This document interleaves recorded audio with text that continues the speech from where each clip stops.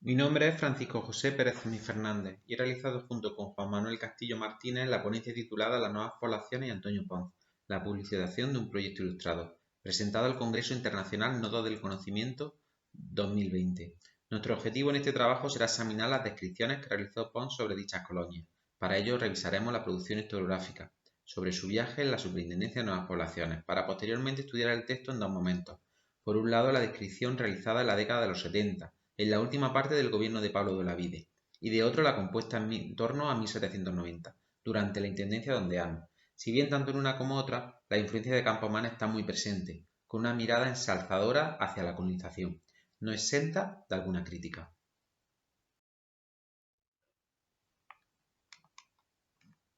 En 1772 se publica el primer tomo del Viaje de España, descubriéndonos, desde su prólogo, los valores que dirigían su trabajo. Por un lado, ser útil a la nación desvelando lo que impedía su progreso y promoviendo lo que podía implementar su desarrollo. Por este motivo, nuestro viajero nos alude a fábricas, obras públicas y a las bellas artes, los monumentos antiguos, la agricultura, los montes o plantíos, entre otras cuestiones. Con estos criterios realizó sus viajes, cuya obra se editó entre 1772 y 1794. El viaje se centró fundamentalmente en la corte, los sitios reales, las dos Castillas, Extremadura y Andalucía, sobre las que además de reconocer sus potencialidades, también denunció su despoblación, su deforestación, su decaída industria y el pésimo estado de su agricultura, mientras que de otras zonas como Valencia, País Vasco y sobre todo Cataluña, reconocía su mayor dinamismo. En 1771 había comenzado a recorrer la España que posteriormente reflejaría en sus libros, y en ella encontró a las nuevas poblaciones. No en vano, Campomanes le encargó la tarea de inventariar las obras artísticas más destacadas de los colegios de los jesuitas expulsos, por lo que podemos deducir que nuestro protagonista conoció desde muy temprana fecha el proyecto de la colonización. La conexión entre Campomanes y Pons quedaba al descubierto por medio de este encargo. El hecho de que nuestro autor informara al fiscal nos confirma su padrinazgo y su influencia en el objetivo fundamental de conocer la situación socioeconómica del país. En el caso del proyecto de colonización, Campomanes fue uno de sus padres confesos, ya sea por la redacción del fuero o por el impulso y defensa de las colonias en multitud de ocasiones. Según Campomanes, era necesario que se fueran extendiendo la población sobrante por los lugares despoblados, en línea con Olavide, como modelo para los pueblos antiguos. Acciones análogas a estas serán las que ensalce Pons en su viaje como ejemplo para el resto de la monarquía. No debemos comenzar con el estudio de las nuevas poblaciones del viaje sin antes realizar un recorrido por las publicaciones que han recogido y estudian este testimonio. El único trabajo que se ha dedicado por completo a dicho aspecto ha sido el de Rodríguez Moñiño, donde transcribe el viaje a las colonias, si bien echamos en falta la información del tomo sexto. El siguiente grupo de obras está relacionado con la recompilación de libros de viaje, como el de Aguilar, López Ontíveros, Criado, Valladares, Jamer, Crespo o Luis Perdices. Para finalizar, nos podemos dejar a un lado que Pons es uno de los autores del siglo XVIII más citados como referencia dentro de la historiografía sobre las nuevas poblaciones. Es común su aparición en los trabajos de Desfornaus, Capel, Sánchez Batalla, etc. De los 18 tomos que componen el Viaje de España, solo en 3 de ellos se refiere a las colonias, mientras que en el tomo sexto se dan informaciones generales sobre la Superintendencia de Nuevas Poblaciones. En el tomo 16 trata sobre el partido de Sierra Morena, en el 17 sobre el partido de las nuevas poblaciones de Andalucía. Si bien debemos de reseñar que en el tomo 18 se refiere a la nueva población del Algar, iniciativa privada del marqués de Atalaya Bermeja, Domingo López de Carvajal, a semejanza de Sierra Morena. 1775 fue un año agridulce para el superintendente Olavide. Si por un lado rebosaba confianza ante los resultados que estaba recogiendo del proyecto de colonización, por otro, a finales de ese año sería llamado a la corte, produciéndose en noviembre de 1776 su detención por el alguacil mayor de la Inquisición. En este contexto, el 22 de septiembre de 1775, don Pablo le remitía a Pons desde la Carolina la información que el valenciano le había solicitado. La inclusión de estos datos en el prólogo del tomo sexto no es baladí, pues al estar dedicado a Madrid y a los sitios reales inmediatos, su autor enumeró en la introducción numerosas obras que se realizaron bajo el reinado de Carlos III, como medio de ensalzar al monarca. Si bien el hecho de que este tomo fuera compuesto antes de la entrada de Olavide en las cárceles de la Inquisición, hizo que su autor citara a don Pablo como la persona al que el rey confió esta empresa, aunque también pudo ser una manera de apoyar al superintendente, con la publicación de datos que mostraban que la empresa había sido un éxito, otorgando por lo tanto prestigio a la monarquía. En la documentación que Pons recibió en 1775, el superintendente pretendía hacerlo partícipe de estos pensamientos. Campomanes era un punto común entre ambos, y las ideas reformistas que se habían hecho realidad las nuevas poblaciones tuvieron en el viaje en España uno de sus propagadores fundamentales para que dicha empresa fuera conocida tanto dentro como fuera del reino.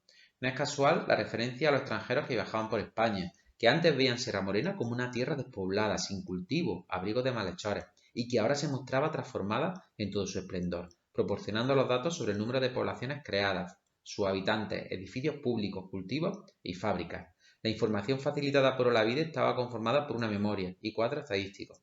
El superintendente le describe el clima, la abundancia de agua y la calidad de la tierra. Desarrolla los plantíos, la vid, el olivar, la morera, junto con las cosechas. Resalta las fábricas de paño o seda, la ocupación de hombres, mujeres y niños, y de las novedades como la Academia de Dibujo, la Escuela de Hilar según el método Backlundson, la de arquitectura o la dedicación de los huérfanos a la jardinería. Todo parece indicar que utilizó dos fuentes distintas. Si por un lado el número de feligresías y aldeas corresponde a 1772, el resto de los datos son correspondientes a estadillos de 1775. Resulta curioso cómo, pese a que Pons visitó la superintendencia de nuevas poblaciones en estos primeros años, se limita a transcribir los datos estadísticos, no aportando una descripción más personal de las colonias, como se hizo en los tomos 16 y 17. El siguiente testimonio introducido en el viaje se publicó en 3 cartas del tomo 16. En la carta segunda tenemos la descripción de las nuevas poblaciones de Sierra Morena, citando a Santa Elena, La Carolina, Carboneros, Nava de Tolosa y la referencia a algunas minas que se situaban en su jurisdicción y cuyas materias primas se enviaban a las reales fábricas de Linares. En la carta cuarta la referencia a una maestra de hilar Colona y en la quinta retoma la descripción del camino real, en dirección a Andújar, pasando por Bailén, con mención a las feligresías de La Carolina, Carboneros y Guarmán. Resaltamos la descripción de Concepción de Almuradiel, una población surgida en 1781 bajo el patrocinio del conde de Floridablanca y que a partir de 1793 pasaría a ser gobernada por los intendentes de nuevas poblaciones. No podemos olvidar la relación de José Moñiño con Sierra Morena cuando ocupaba el cargo de segundo fiscal del Consejo de Castilla, tanto en la elección de Olavide como su superintendente como en las normativas que auspiciaron el proyecto. Introduce el texto por medio del nuevo camino de Andalucía, resaltando su calle principal, la iglesia y la casa de postas, junto con el camino que atraviesa Despeñaperros, el ejemplo en la agricultura para los pueblos vecinos y las casas de colonos que acompañan todo el recorrido, con el consiguiente aumento de seguridad en la comarca. La alabanza al conde está presente en el texto, así como en el nuevo servicio de postas, que se había modificado a partir de 1771 para que se superpusiera con el nuevo camino real que unía Madrid con Cádiz. Prosigue la misma carta describiendo a las nuevas poblaciones de Sierra Morena y en concreto a La Carolina, su capital, y a las feligresías de Santa Elena, Carboneros y Nava de Tolosa, citada por el nombre vulgar del Hospitalillo, para apartarse en dirección a algunas villas y ciudades del reino de Jaén. En este caso, Pons se limita a referenciar los pueblos y aldeas que estaban junto al camino real, no citando las poblaciones que se encontraban en otros caminos de entrada a Andalucía, como Aldea Quemada, Arquillos, Montizón o El Rumblar. Si comparamos las feligresías y aldeas que cita en este tomo de 1791 con las que recoge el censo de Floridablanca de 1789, observamos cómo enumera a la aldea de los Llanos y los Ríos, ambas de Guarmán. Por el contrario, no cita a Magaña, Miranda del Rey y Nueva, de Santa Elena, tampoco Fuente del Rey, de Nava de Tolosa, a la aldea de Vistalegre y del Camino de Granada, en la Carolina, tampoco a Los Cuayos, la Escolástica, la Cebuchá y la Mesa de Carboneros, ni a la aldea de Martín Malo de Guarromán, ni a la aldea del Porsillo de Arquillos, tampoco al de Hermosa y Venta de los Santos de Montizón, ni, por último, a las aldeas de Buenos Aires y Santa Cruz de Aldequemada, según podemos observar en el mapa. La imagen nos confirma cómo Pons en este viaje no se apartó del camino real. Durante todo el texto hay varios elementos que repite y que ensalzan a la colonización. El autor vuelve a poner de relevancia la obra del Camino Real, flanqueada por casas de colonos, transformando lo que antes eran espesura y matorrales, abrigo de lobos y de ladrones, en tierras de cultivo. En la entrada de las nuevas poblaciones sierramorenas cita una copiosa fuente, seguramente la canalización construida en las carrederas. Cercana a la fuente un pilar de piedra, la cara de Dios, que delimita los límites del arzobispado de Toledo y la diócesis de Jaén, coetáneo al nuevo paso, para finalizar alabando a Carlos Lemor y la apertura del paso de Despeñaperros, en el lugar más angosto del camino. Describe Santa Elena, donde se pagaba portazgo, es contribución justa, nos dice, destacando la subida hacia ella, que serpentea pero que es suave. Desde la elevación donde se sitúa dicha población nos dice que se ven los territorios del reino de Jaén, la loma de Úbeda, según nos advierte, y podemos comprobar en el siguiente mapa de cuenca visual. sin duda relacionado con el artículo del foro que especificaba la ubicación de las poblaciones en sitios elevados, sanos y ventilados. A partir de ese momento describe a varias colonias, destacando en todas sus ubicaciones, las iglesias, las casas de postas, las casas que acompañan al camino, incluso realiza mención a la batalla de las Navas de Tolosa. Nuestro autor incide en el aprovechamiento del agua por parte de los colonos, de los que dice que son muy aplicados, y los planes de huertas junto al camino real. Pons se detiene en la Carolina, donde por un lado resalta sus virtudes, su capitalidad, sus calles, las torres que flanquean la entrada, aunque de mala arquitectura no le desagradan del todo, las casas iguales, el palacio con su jardín de frutas, flores y verduras, con abundante agua que da abasto a la población. Por otro lado advierte sus defectos, como el poco cuidado de los árboles que se sitúan en las calles, la iglesia, ridícula con capillas que parecen cavernas, y de mala arquitectura como su retablo. En este caso nos cita Ondeano, el intendente. En el camino destaca la riqueza mineral de la comarca y las colonias de Nava de Tolosa, Carbonera y Guarromán. Si bien entre los defectos se advierte la ruina de muchas de las casas de la suerte de los colonos, que se deberían de dar a nuevas familias para que no se abandonen. En el tomo 17 de 1792 comienza a tratar las nuevas poblaciones de Andalucía a su paso por el Camino Real, volviendo a insistir en la transformación de lo que antes era un desierto en un lugar lleno de pueblos, aldeas y casas. Especifica como el sitio de la Carlota, su capital, es excelente, volviendo a reiterar que el camino estaba acompañado por las casas de los colonos, junto con trozos de monte, viña, olivos y sembrados. De la propia Carlota nos dice que es un buen pueblo, con una fonda razonable, con calle principal y espaciosa iglesia, a la que critica por su adorno, aunque le gustan las torres de la fachada. Justifica la sencillez con el hecho de que en un principio las construcciones se hicieron rápido y funcionalmente, por lo que tienen defectos de ornato y robustez. Otra vez reitera la crítica a la existencia de casas arruinadas, si bien pone de manifiesto cómo en el camino hacia Écija existía terreno que podía repartirse a nuevas familias. En el caso de las nuevas poblaciones de Andalucía se aporta los datos de habitantes, familias o casas. Cita la mayoría de las feligresías, aunque no se limita solo a las cercanas al Camino Real.